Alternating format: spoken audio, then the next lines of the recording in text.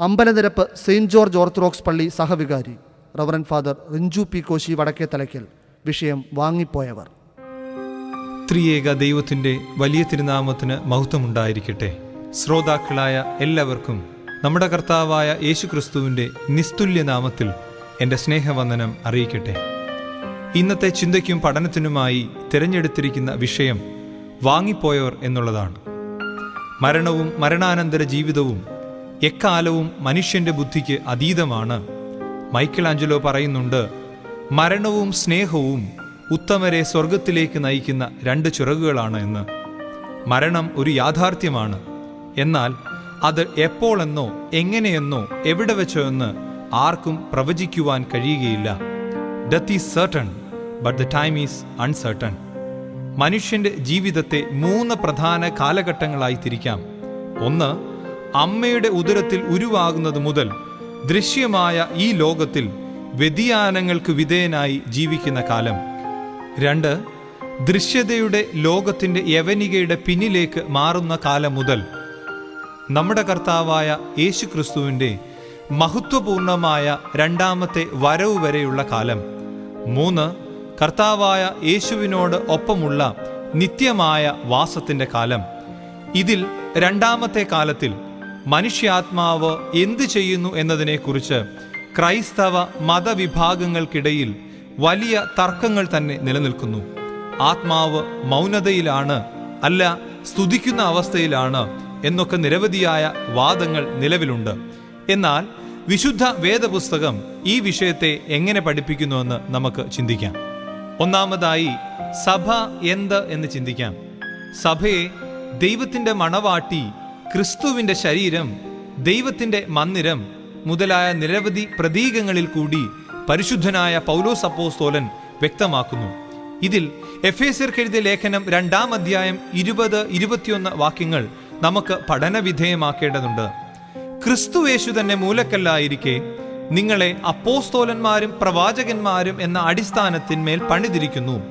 അവനിൽ കെട്ടിടം മുഴുവനും യുക്തമായി ചേർന്ന് കർത്താവിൽ വിശുദ്ധ മന്ദിരമായി വളരുന്നു. ഇവിടെ വളരുന്നു എന്ന പ്രയോഗം ഭാവി കാലമോ ഭൂതകാലമോ അല്ല, പാസ്റ്റ് ടെൻസോ ഫ്യൂച്ചർ ടെൻസോ അല്ല, മറിച്ച് വർത്തമാനകാലമാണ്, പ്രസന്റ് ടെൻസ് ആണ്. കർത്താവായ യേശു ഉയർത്തെഴുന്നേറ്റെന്ന് നമുക്ക് അറിവുള്ളതിനാൽ അവൻ ജീവനുള്ള കല്ലാണ്. അപ്പോസ്തലന്മാരും പ്രവാചകന്മാരും ജീവനുള്ള ശിലകൾ അല്ലെങ്കിൽ വർത്തമാന കാലത്തിൽ നിർമ്മാണം നിർവഹിക്കുവാനായി കഴിയുകയില്ല. നാം ആകുന്ന ഇഷ്ടികകളെ കൊണ്ട് മന്ദിര നിർമ്മാണം നിർവഹിക്കുമ്പോൾ നമ്മുടെ മരണത്തിൽ കൂടി ശിലകൾ നീക്കപ്പെടുകയാണ് എങ്കിൽ നിർമ്മാണം നിർവഹിക്കപ്പെടുകയില്ല, പൂർത്തീകരിക്കപ്പെടുകയില്ല. അതുകൊണ്ട് സഭയുടെ നിർമ്മാണം നിർവഹിക്കപ്പെടണമെങ്കിൽ പിതാക്കന്മാർ ജീവനുള്ളവരായി തന്നെ നിലനിൽക്കണം. രണ്ടാമതായി, ആരാണ് മരിച്ചുപോയവർ, ആരാണ് വാങ്ങിപ്പോയവർ, ഇവർ തമ്മിലുള്ള വ്യത്യാസം എന്ത് എന്ന് വ്യക്തമായി മനസ്സിലാക്കണം. ഒരു മനുഷ്യനെ 3 ഭാഗങ്ങളായി തിരിക്കാമെന്ന് തെസ്സലോനിക്കർക്ക് എഴുതിയ 1-ാം ലേഖനം 5-ാം അധ്യായം 23-ാം വാക്യത്തിൽ പറയുന്നുണ്ട്. 1, ദേഹം, ഇംഗ്ലീഷിൽ ബോഡി, ഗ്രീക്കിൽ സോമ എന്ന് പറയും. 2, ദേഹി, ഇംഗ്ലീഷിൽ സോൾ, ഗ്രീക്കിൽ നൂസ് എന്ന് പറയും. 3, ആത്മാവ്, ഇംഗ്ലീഷിൽ സ്പിരിറ്റ്, ഗ്രീക്കിൽ സൈക്കെ എന്ന് പറയും. ഇതിൽ ശരീരത്തിന്റെ വളർച്ചയ്ക്ക് ഭൗതിക ഭക്ഷണം ആവശ്യമാണ്. ചിന്തയും പഠനവും ബുദ്ധിയുടെ വളർച്ചയെ സഹായിക്കുന്നു. ആത്മീക വളർച്ച ദൈവബന്ധത്തെയും ആത്മീക ജീവിതത്തെയും ആശ്രയിച്ചായിരിക്കും. എല്ലാ ജീവജാലങ്ങൾക്കും ദേഹവും ദേഹിയും ഉണ്ട്.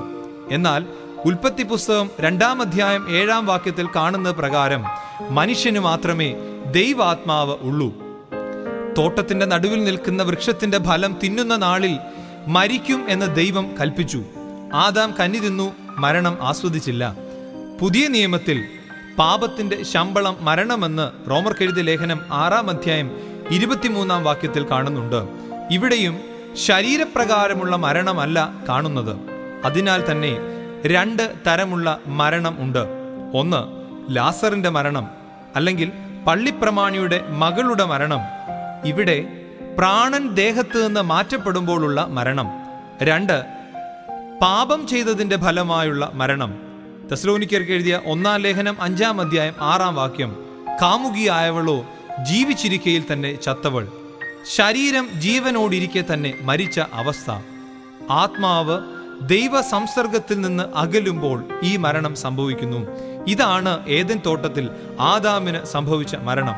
അതിനാൽ സഭ ദൈവ സംസർഗത്തിൽ നിന്ന് അകൽന്ന് നിൽക്കുന്നവരെ മരിച്ചുപോയവരെന്നും ശരീരം നശിച്ച് ആത്മാവ് സജീവ അവസ്ഥയിൽ ദൈവ സംസർഗത്തിൽ നിലനിൽക്കുന്നവരെ വാങ്ങിപ്പോയവരെന്നും വിശേഷിപ്പിക്കുന്നു.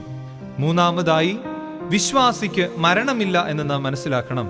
യേശുദമ്പുരാൻ തന്നെ പറയുന്നു, ജീവിച്ചിരുന്ന് എന്നിൽ വിശ്വസിക്കുന്നവൻ ഒരു നാളും മരിക്കുകയില്ല എന്ന്.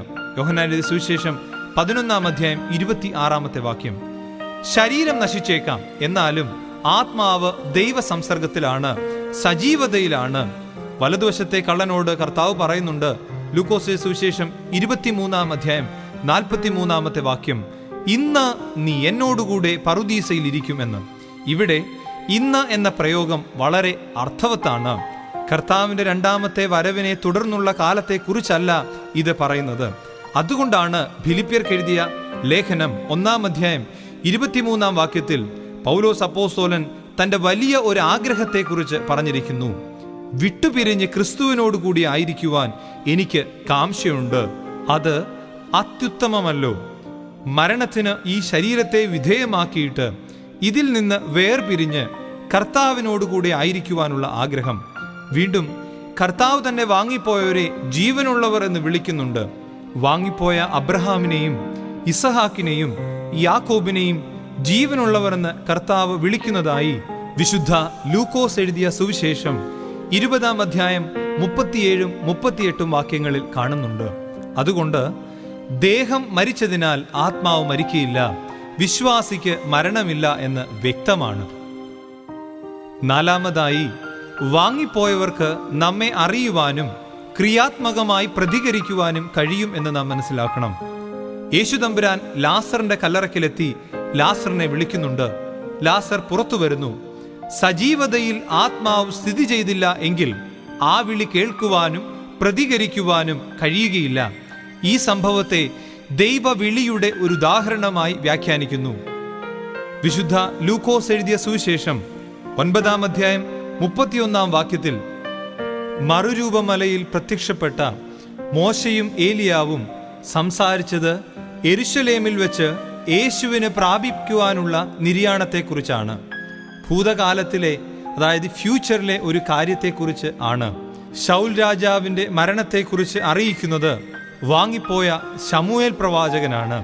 ശമൂവേൽ പ്രവാചകന്റെ 1-ാം പുസ്തകം 28-ാം അധ്യായം 15 മുതൽ 19 വരെയുള്ള ഭാഗത്ത് ഇത് ദർശിക്കാം.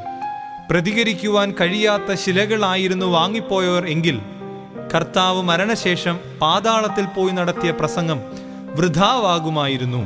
എന്നാൽ വിശുദ്ധനായ പത്രോസ്ലീഹ എഴുതിയ 1-ാം ലേഖനം 3-ാം അധ്യായം 19-ാം വാക്യവും 4-ാം അധ്യായം 16-ാം വാക്യവും പ്രകാരം അതിന് അർത്ഥമുണ്ടായി എന്ന് നമുക്ക് മനസ്സിലാക്കാം. അതുകൊണ്ട് മരിച്ചുപോയവർക്ക് നമ്മെക്കുറിച്ച് അറിയുവാനും പ്രതികരിക്കുവാനുമുള്ള കഴിവ് ഉണ്ട് എന്ന് വ്യക്തമാണ്. അഞ്ചാമതായി, വാങ്ങിപ്പോയവർക്ക് ദൈവസ്തുതിപ്പ് സാധ്യമാണ്. 115-ാം സങ്കീർത്തനം 17-18 വാക്യങ്ങൾ ഏറെ ചർച്ച ചെയ്യപ്പെട്ടിട്ടുള്ള വാക്യങ്ങളാണ്. മരിച്ചവരും ഔന്നതയിലിറങ്ങിയവരും ആരും യഹോവയെ സ്തുതിക്കുന്നില്ല, നാമോ ഇന്നു മുതൽ എന്നേക്കും യഹോവയെ വാഴ്ത്തും. ഇവിടെ മരിച്ചുപോയവർക്ക് ദൈവത്തെ സ്തുതിക്കുവാൻ കഴിയുകയില്ല എന്നല്ല, മറിച്ച് അവർ ദൈവത്തെ സ്തുതിക്കുന്നില്ല, അവർ പൈശാചിക അവസ്ഥയിലാണ്. എന്നാൽ ദാവീദ് രാജാവ് വലിയ ഒരു ഗണത്തോട് ചേർന്ന് നിന്നുകൊണ്ട് പറയുകയാണ്, നാമോ ഇന്നു മുതൽ എന്നേക്കും യഹോവയെ സ്തുതിക്കുമെന്ന്. എന്നേക്കും എന്നതിനെ മരണം വരെയെന്നോ കർത്താവിൻ്റെ രണ്ടാമത്തെ വരവ് വരെയെന്നോ ഉള്ള ഒരു കാലമായി നിശ്ചയിക്കുവാൻ കഴിയുകയില്ല. അതുകൊണ്ടാണ് ദാവീദ് വീണ്ടും പറയുന്നുണ്ട്, 118-ാം സങ്കീർത്തനം 17-ാം വാക്യം, ഞാൻ മരിക്കുകയില്ല, ഞാൻ ജീവനോടെ ഇരുന്ന് യഹോവയുടെ പ്രവൃത്തികളെ വർണ്ണിക്കും. മരിച്ച ശേഷവും വിശ്വാസത്താൽ സംസാരിച്ച ഹാബേലിനെ കുറിച്ച് ഉൽപ്പത്തി പുസ്തകം 4-ാം അധ്യായം 10-ാം വാക്യത്തിലും എബ്രായർക്ക് എഴുതിയ ലേഖനം 11-ാം അധ്യായം 4-ാം വാക്യത്തിലും കാണുവാനായിട്ട് കഴിയുന്നുണ്ട്. ശരീരത്തിൽ ആത്മാവ് സ്ഥിതി ചെയ്യുമ്പോൾ സ്തുതിക്കാത്ത ഒരുവന് പിന്നീടും ഒരു പക്ഷേ സ്തുതിക്കുവാനായി കഴിയുകയില്ല.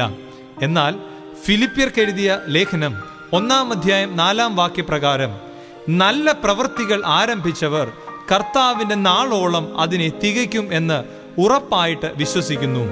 ഇങ്ങനെയുള്ളവരെ എബ്രായ ലേഖനകർത്താവ് 12-ാം അധ്യായം 1-ാം വാക്യത്തിൽ അഭിസംബോധന ചെയ്യുന്നത് സാക്ഷികളുടെ സമൂഹമെന്നാണ്. ആരാണ് ഈ സാക്ഷികളുടെ സമൂഹം? 11-ാം അധ്യായത്തിന്റെ അവസാന ഭാഗത്തിൽ പറഞ്ഞിരിക്കുന്ന പ്രകാരം ഹാബേൽ മുതൽ ദൈവത്തിനു വേണ്ടി പീഡകൾ സഹിച്ചവർ വരെയാണ്.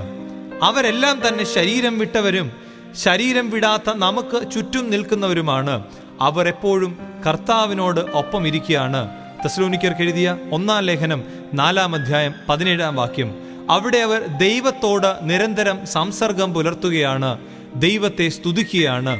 ആ സ്തുതിയിൽ പ്രാർത്ഥനകളുണ്ട്, അപേക്ഷകളുണ്ട്, യാതൊരു സംശയവുമില്ല. 6-ാമതായി വാങ്ങിപ്പോയവർക്ക് വേണ്ടി പ്രാർത്ഥിക്കണം എന്നുള്ളത് നമ്മുടെ കർത്തവ്യമാണ് എന്ന് മനസ്സിലാക്കണം.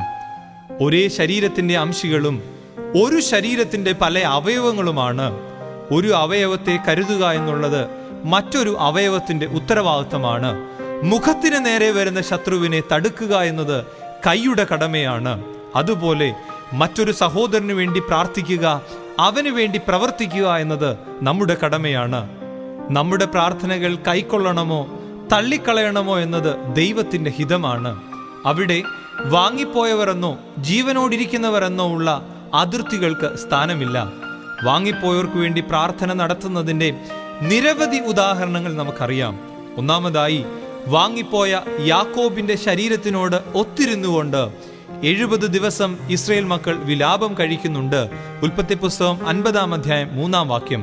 2-ാമതായി ശരീരം എവിടെയാണ് അടക്കം ചെയ്തത് എന്ന് അറിയാത്ത മോശയ്ക്ക് വേണ്ടി 30 ദിവസം ഇസ്രയേൽ മക്കൾ വിലാപം കഴിക്കുന്നത് ആവർത്തന പുസ്തകം 34-ാം അധ്യായം 8-ാം വാക്യത്തിൽ പറയുന്നുണ്ട്. 3-ാമതായി ശൗലിന്റെ ശരീരം ദഹിപ്പിച്ചതിന് ശേഷം 7 ദിവസം ജനം ഉപവസിച്ച് പ്രാർത്ഥിക്കുന്നതിനെ കുറിച്ച് ശമൂവേൽ പ്രവാചകന്റെ 1-ാം പുസ്തകം 31-ാം അധ്യായം 13-ാം വാക്യത്തിൽ നാം വായിക്കുന്നുണ്ട്. ഇത് തന്നെ പുതിയ നിയമസഭയിലും നിർവഹിക്കപ്പെട്ടിട്ടുണ്ട്. അപ്പോസ്തല പ്രവൃത്തികൾ 8-ാം അധ്യായം 2-ാം വാക്യം പ്രകാരം സ്തേഫാനോസ് ശമ്മാശനെ കല്ലെറിഞ്ഞ് കൊന്നതിന്റെ ശേഷം വിലാപം കഴിക്കുന്നുണ്ട്. ഈ 3 രീതിയിലുള്ള പ്രാർത്ഥനകളും മരണത്തോട് ഒപ്പമുള്ള ദിനങ്ങളിൽ നടന്നതാണ്. എന്നാൽ 4-ാമത്തേത്, അതായത് ഇഫ്താഹിന്റെ മകൾക്ക് വേണ്ടിയുള്ള ഓർമ്മയാണ്.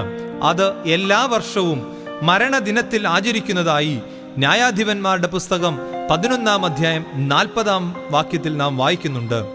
5-ാമതായി മരിച്ചവർക്ക് വേണ്ടി പാപപരിഹാര കർമ്മം നടത്തിയതായി മക്കാബിയരുടെ 2-ാം പുസ്തകം 12-ാം അധ്യായം 45-ാം വാക്യത്തിലും ബാരൂക്കിന്റെ പുസ്തകം 3-ാം അധ്യായം 4-ാം വാക്യത്തിലും ഏനോക്കിന്റെ പുസ്തകം 103-ാം അധ്യായം 4-ാം വാക്യത്തിലും കാണുവാനായിട്ട് കഴിയുന്നുണ്ട്. ഏറ്റവും ശ്രേഷ്ഠമായ മറ്റൊരു കാര്യമുണ്ട്. കൊരിന്ത്യർക്ക് എഴുതിയ 1-ാം ലേഖനം 15-ാം അധ്യായം 29-ാം വാക്യത്തിൽ നാം വായിക്കുന്നു, സ്നാനമേൽക്കുവാനായി ആഗ്രഹിച്ചിട്ട് സ്നാനം ഏൽക്കുവാനായി കഴിയാതെ വാങ്ങിപ്പോയവർക്ക് വേണ്ടി തൃത്വനാമത്തിൽ ജീവനോടിരിക്കുന്നവർ സ്നാനമേറ്റ പാരമ്പര്യം സഭയിൽ ഉണ്ട്. അതുകൊണ്ട് തന്നെ വാങ്ങിപ്പോയവർക്ക് വേണ്ടി പ്രാർത്ഥിക്കുവാൻ നമുക്ക് കഴിയണം. നമ്മുടെ കടമ ചെയ്യുവാൻ നമുക്ക് ഇടയായിത്തീരണം. 7-ാമതായി വിശ്വാസികളുടെ കല്ലറകൾക്ക് പ്രധാന സ്ഥാനമുണ്ട് എന്ന് നാം അറിഞ്ഞിരിക്കണം. ഇതുവരെ ചിന്തിച്ച കാര്യങ്ങളോട് രഹസ്യമായെങ്കിലും സഹകരിക്കുന്ന നിരവധി സഭകളെ, സഭാപിതാക്കന്മാരെയും നമുക്ക് കാണുവാനായിട്ട് കഴിയും. എന്നാൽ അവരാരും തന്നെ കല്ലറകൾക്ക് അത്ര വലിയ പ്രാധാന്യം നൽകുന്നില്ല. വേദപുസ്തകത്തിൽ ഇന്നുവരെ എന്ന് കാണുന്ന ഭാഗം പിൽക്കാലത്ത് എഴുതിയതാണ് എന്ന് സാരം. അബ്രഹാമിന്റെ കാലത്തിന് ശേഷം 500-ൽ പരം വർഷങ്ങൾ പിന്നിട്ട് ജനിച്ച മോശ റാഹേലിന്റെ കൽത്തൂണ് ഇന്നുവരെയും ഉണ്ട് എന്ന് എഴുതിയപ്പോൾ അത് എവിടെയാണ് സ്ഥിതി ചെയ്യുന്നതെന്നും അതിന്റെ പ്രാധാന്യം എന്ത് എന്നും നമുക്ക് മനസ്സിലാക്കാം. തനിക്ക് വിവാഹം നിശ്ചയിക്കപ്പെട്ട റബേക്കയുമായി അമ്മയുടെ അനുഗ്രഹം നേടുവാനായി ഇസഹാക്ക് സാറയുടെ കല്ലറയ്ക്കൽ പോകുന്നതിനെ ഉൽപ്പത്തി പുസ്തകം 24-ാം അധ്യായം 67-ാം വാക്യത്തിൽ വളരെ ഭംഗിയായി ചിത്രീകരിച്ചിരിക്കുന്നു. ശൗൽ രാജാവിൻ്റെയും മകനായ യോനാഥാന്റെയും അസ്ഥികൾ ശേഖരിച്ച ഇസ്രയേൽ ജനം അതിനെ കീശിന്റെ കല്ലറയിൽ അടക്കിയപ്പോൾ ശമൂവേൽ പ്രവാചകന്റെ 2-ാം പുസ്തകം 21-ാം അധ്യായം 14-ാം വാക്യം, അസ്ഥികളോടുള്ള ബഹുമാനവും കീശിന്റെ കല്ലറയെക്കുറിച്ചുള്ള അറിവും ഇസ്രായേൽ മക്കൾക്ക് ഉണ്ടായിരുന്നുവെന്ന് സുനിശ്ചിതം പറയുവാനായിട്ട് കഴിയും. പിതാക്കന്മാരുടെ കല്ലറകൾക്ക് കേടുപാടുകൾ സംഭവിച്ചതിനാൽ ദുഃഖിതനായിരിക്കുന്ന നെഹമ്യാവിനെ കുറിച്ച് നെഹമ്യാ പ്രവാചകന്റെ പുസ്തകം 2-ാം അധ്യായം 3-ാം വാക്യത്തിലും നാം വായിക്കുന്നുണ്ട്. തുടർന്നു പോകുന്ന ഈ ശ്രേഷ്ഠമായ അനുഷ്ഠാനത്തെക്കുറിച്ച് പുതിയ നിയമ രചയിതാക്കൾ വീണ്ടും എടുത്തു പറയുന്നില്ല. എന്നാൽ ചില ആചാരങ്ങൾ അതിനെ സ്ഫുടം ചെയ്ത ഉദാഹരണങ്ങളായി നിലനിൽക്കുന്നു. വിശുദ്ധ യോഹന്നാൻ എഴുതിയ സുവിശേഷം 11-ാം അധ്യായം 31-ാം വാക്യത്തിൽ ഒരു സംഭവം വിവരിക്കുന്നുണ്ട്. സഹോദരനായ ലാസറിന്റെ കട്ടിലിന്റെ അടുക്കൽ ഇരുന്ന് കരയുന്ന മറിയാം 4-ാം ദിവസം വേഗത്തിൽ എഴുന്നേറ്റു പോകുന്നത് കണ്ടിട്ട് കല്ലറയ്ക്കൽ കരയുവാൻ പോകുകയാണ് എന്ന് യഹൂദന്മാർ ചിന്തിച്ചപ്പോൾ ആ പാരമ്പര്യം അവരുടെ ഇടയിൽ സജീവമായി ഉണ്ടായിരുന്നു എന്ന് നമുക്ക് പറയാം. അതുകൊണ്ട് വാങ്ങിപ്പോയവരുടെ കല്ലറകളും ഭൗതിക ശരീരങ്ങളും ഭംഗിയായി ആദരവോടെ സൂക്ഷിക്കേണ്ടത്, കരുതേണ്ടത് നമ്മുടെ ഉത്തരവാദിത്തമാണ്. 8-ാമതായി, വാങ്ങിപ്പോയവരുടെ കല്ലറ വിശുദ്ധിയിൽ കാക്കണം. അവിടെ ധൂപവർഗ്ഗങ്ങൾ അർപ്പിച്ച് പ്രാർത്ഥിക്കണം. യേശുതമ്പുരാന്റെ കല്ലറയ്ക്കൽ സുഗന്ധധൂപങ്ങളുമായി പോയവരെ കുറിച്ച് വിശുദ്ധ ലൂക്കോസ് എഴുതിയ സുവിശേഷം 24-ാം അധ്യായത്തിൽ കാണുന്നുണ്ട്. ഇത് യഹൂദന്മാരുടെ പാരമ്പര്യമാണ്. ഇത് ക്രിസ്തീയ സഭയിലും ഉണ്ടായിരുന്നു എന്ന് അപ്പോസ്തോലിക പിതാക്കന്മാരുടെ പഠിപ്പിക്കലുകളിലും രചനകളിലും കാണാം. എന്നാൽ ശ്രേഷ്ഠമായ ഒരു ദൈവശാസ്ത്ര വിഷയം ഇവിടെ ഉൾക്കൊള്ളുന്നുണ്ട്. വിശുദ്ധ യോഹന്നാൻ എഴുതിയ സുവിശേഷം 6-ാം അധ്യായം 51-ാം വാക്യത്തിൽ കർത്താവ് തന്നെ പറയുന്നുണ്ട്, കർത്താവിന്റെ തിരുശരീര രക്തത്തിന്റെ ഏറ്റവും വലിയ പ്രത്യേകത അമർത്യതയാണ്. അതുകൊണ്ട് പിതാക്കന്മാർ തിരുശരീര രക്തങ്ങളെ അമർത്യതയുടെ ഔഷധമെന്ന് വിശേഷിപ്പിക്കുന്നു. ജീവനോടെ ഇരിക്കുന്ന നാം കർത്താവിന്റെ തിരുശരീര രക്തങ്ങൾ അനുഭവിച്ചാൽ കർത്താവിന്റെ ശരീരവും നമ്മുടെ ശരീരവും രണ്ടല്ല, മറിച്ച് ഒന്നായി തീരുകയാണ്. നമ്മുടെ ശരീരം നശിച്ചാലും കർത്താവിന്റെ ശരീരം നിലനിൽക്കും. അതുകൊണ്ട് തന്നെ കർത്താവിന്റെ ശരീരത്തെ വിശുദ്ധ ത്രോണോസിൽ നാം എപ്രകാരം ആദരിക്കുന്നുവോ അതുപോലെ തന്നെ കർത്താവിന്റെ ശരീരരക്തങ്ങൾ അനുഭവിച്ച് വാങ്ങിപ്പോയവരുടെ കല്ലറകളിലും മെഴുകുതിരി കത്തിച്ച് ധൂപമർപ്പിച്ച് ആദരിക്കുവാനായും പ്രാർത്ഥിക്കുവാനായും നമുക്ക് കഴിയണം. ഈ അർത്ഥത്തിന്റെ ഉന്നത തലമാണ് തിരുശേഷിപ്പുകളുടെ സ്ഥാപനത്തിലും വന്ദനവിലും സഭ പ്രതീക്ഷിക്കുന്നത്. പിതാക്കന്മാരുടെ കല്ലറകളിൽ കൂടി ഒഴുകിയെത്തുന്ന കൃപകളെ പ്രാപിക്കുവാൻ നമുക്ക് ഇടയായിത്തീരട്ടെ. ഞാൻ എൻ്റെ വാക്കുകളെ ഉപസംഹരിച്ചു കൊള്ളട്ടെ. 16-ാം നൂറ്റാണ്ടിൽ ചില സഭാപിതാക്കന്മാർ തെറ്റായ ചില ആചാര അനുഷ്ഠാനങ്ങളിലേക്കും വ്യക്തി താൽപ്പര്യങ്ങളിലേക്കും ജനത്തെ നയിച്ചു. ഇതിനെ ലോകം എതിർത്തു. തൽഫലമായി പുതിയ ക്രൈസ്തവ സമൂഹങ്ങൾ രൂപം കൊണ്ടു. അവിടെ സംഭവിച്ച വലിയ അപജയം എന്ത് എന്ന് ചോദിച്ചാൽ, മാറ്റേണ്ടിയവയെ മാറ്റുന്നതിന് പകരം മാറ്റുള്ളവയെ കൂടി മാറ്റി പുതിയ മാനം കൈവരിച്ചു. തന്മൂലം നഷ്ടമായത് പാലിക്കപ്പെടേണ്ട ശ്രേഷ്ഠമായ ആചാര അനുഷ്ഠാനങ്ങളാണ്. തിരുത്തേണ്ടവയെ തിരുത്തി തെറ്റായതിനെ തള്ളി സത്യവും സ്വീകരിക്കേണ്ടതുമായതിനെ ഹൃദയത്തിലേക്ക് ഏറ്റുവാങ്ങുവാനും ക്രൈസ്തവ സഭകൾക്കും സഭകൾ എന്ന പേരിന് യോഗ്യതയില്ലാത്ത സമൂഹങ്ങൾക്കും സത്യവിശ്വാസികൾക്കും സാധ്യമായി തീരട്ടെ എന്ന് ആത്മാർത്ഥമായി ആഗ്രഹിക്കുകയും പ്രാർത്ഥിക്കുകയും ആശംസിക്കുകയും ചെയ്യുന്നു. വിശ്വാസികളായ വാങ്ങിപ്പോയവരുടെ പ്രാർത്ഥന നമുക്ക് കോട്ടയായിരിക്കട്ടെ. ദൈവം നമ്മളെ ധാരാളമായി വാഴ്ത്തി അനുഗ്രഹിക്കുമാറാകട്ടെ.